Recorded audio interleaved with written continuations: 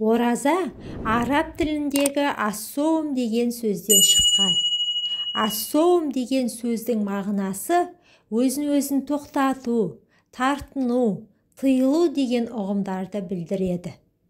Демек, ақыл есі дұрыс, балиғатқа толған, ауыз бекітуге қабілетті мұсылман баласы қасиетті Рамазан айы келгенде Аллаға шынайы құлшылық ету ниетімен таң атқаннан күн батқанға дейін ас-судың барлық түрінен, сонымен қатар жыныстық құмарлықтан өзін шектейді, тыяды. Ислам тарихында ешкіммен сөйлеспеуге бұйырылған ораза да болған. Бұл туралы Мәрьям сүресінің 26 аятында баяндалған. Ей Мәрьям, расында мен Рахман үшін ораза ұстауға серт бердім. Бүгін мүлде ешбір адаммен сөйлеспеймін де. Бұл аяттағы Мәрьям анамызға, оған Алла разы болсын, бұйырылған ораза ешкіммен сөйлеспеу оразасы. Демек, бұл аятта сөзден тыйылу оразасы мензеліп тұр. Сайып келгенде оразаның негізгі мәні Алланың тыйған ісінен тыйылу. Осы ретте оразаның мұсылман баласының тәні мен жанына, рухани өміріне әсер ететін 10 пайдасы туралы айтуды жөн көрдім. Біріншіден, адам баласы ауыз бекіту арқылы Аллаға бойынсынуды үйренеді. Оразаның хикметі сондай. Ол мұсылманның тұла бойына тақуалықтың алтын дәнін егеді. Ауыз бекіткен жан Рамазан айында Алланың бұйрықтарын орындап, тыйымдарынан аулақ жүреді. Мұсылман деген сөздің өзі мойынсынушы, көнуші деген мағынаны білдіреді. Рамазан айы пендені мұсылман деген атқа лайық өмір сүруге, түйіндеп айтқанда тақуалыққа тәрбиелейді.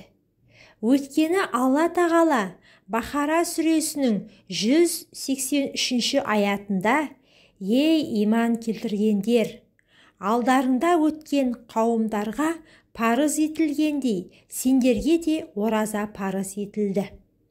Мүмкін тақуа боласыңдар» деп ескертеді. Екіншіден, ораза мұсылманға көркем мінезді үйрететін тәрбие мектебі.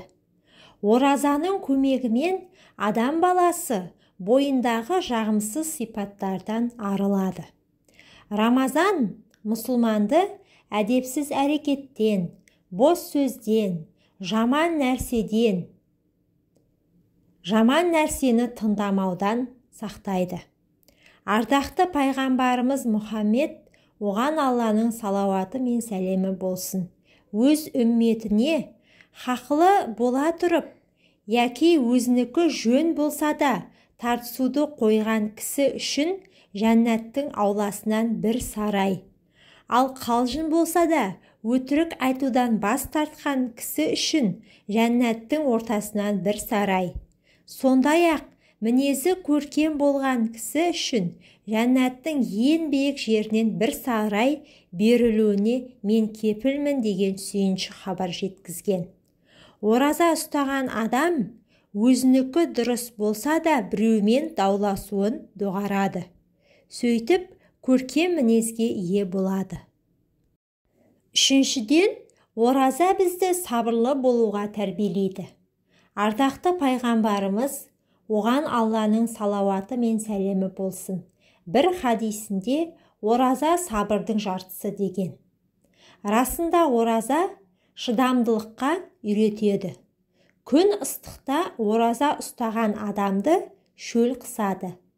Ал ораза бізді төзімділікке тәрбиелейді.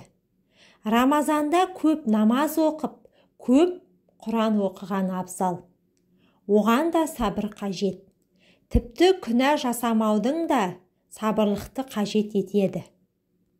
Төртіншіден, ораза адамның зейінін тазартып, жақсы ойларға жетелейді. Бір күні Лұқман баласына: Балақайым, асқазан толы болса, ойлау қабілетің ұйқыға шомады. Даналық үні өшіп, дене мүшелерің құлшылыққа жарамай қалады деген екен. Шын мәнінде адам асқазаны толы болғанда ұйқы қысады. Ал ұйқы адамды көп нәрседен мақұрым етеді. Адам қарны тоқ кезінде қабілеті де төмендейді екен. Аш құрсақ кезде адам миының белсенділігі артып, ақпаратты қабылдау деңгейі жақсарады.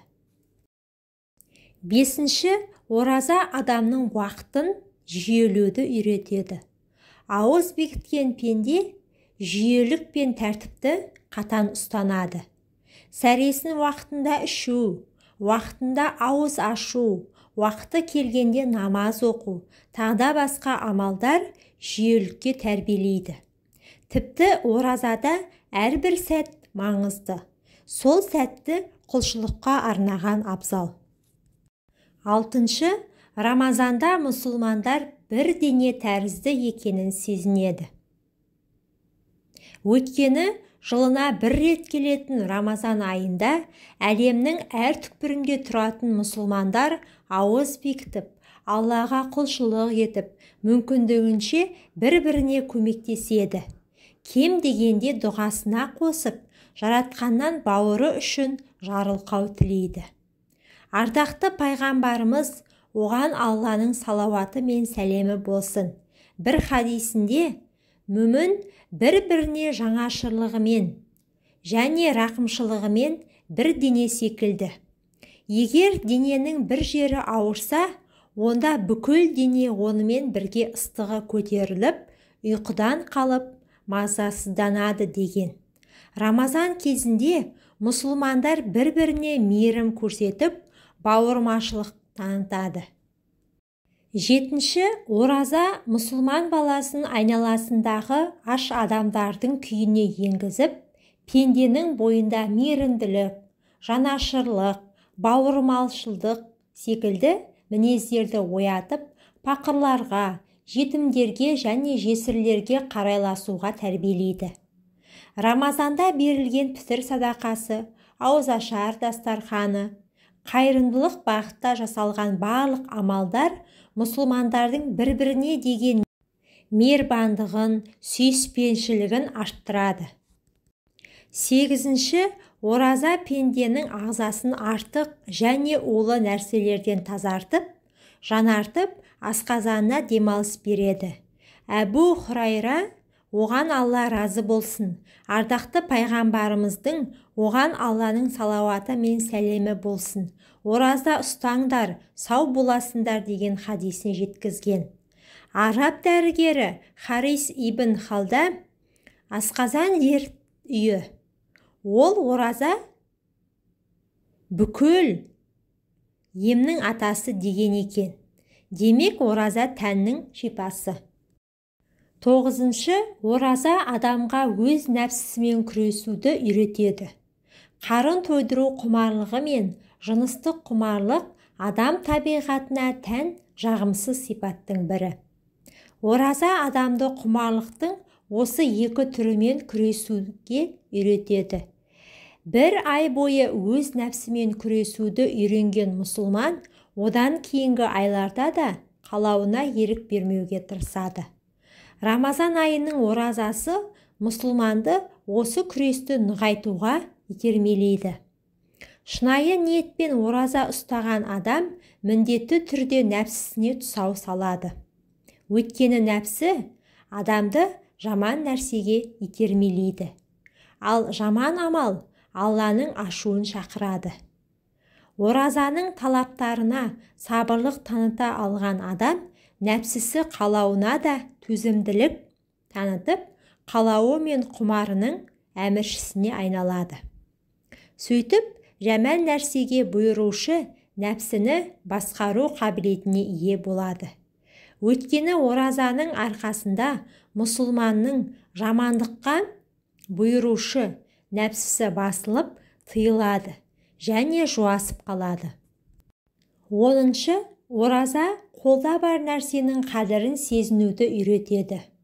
Кейде алдымызға келген астың, астымыздағы көлігіміздің, басымыздағы баспананың, үстіміздегі киімнің, тіпті денсаулығымыздың қадірін білмей жатамыз. Бұл нығметтерге қалыпты нәрсе ретінде қараймыз. Шын мәнінде бұл нығметтерді беруші Алла екенін ұмытып қаламыз. Ал ораза тіпті бір жұтым судың, бір үзім нанның қадірін сезіндіреді.